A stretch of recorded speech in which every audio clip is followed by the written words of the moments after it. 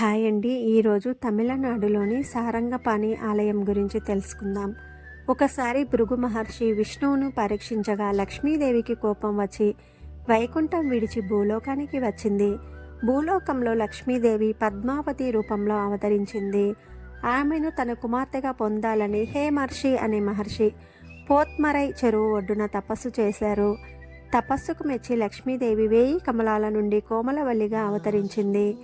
కోమలవల్లిని వివాహం చేసుకోవడానికి విష్ణువు తన దివ్య రథంపై వైకుంఠం నుండి భూమికి వచ్చారు.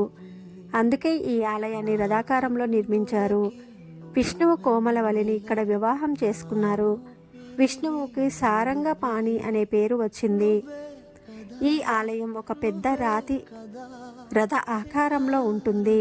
ప్రధాన గర్భగుడిలో విష్ణువు నిలబడి ఉన్న భంగిమలో దర్శనం ఇస్తారు. 108 దివ్య దేవాలయాలలో ఈ దేవాలయం కూడా ఒకటి.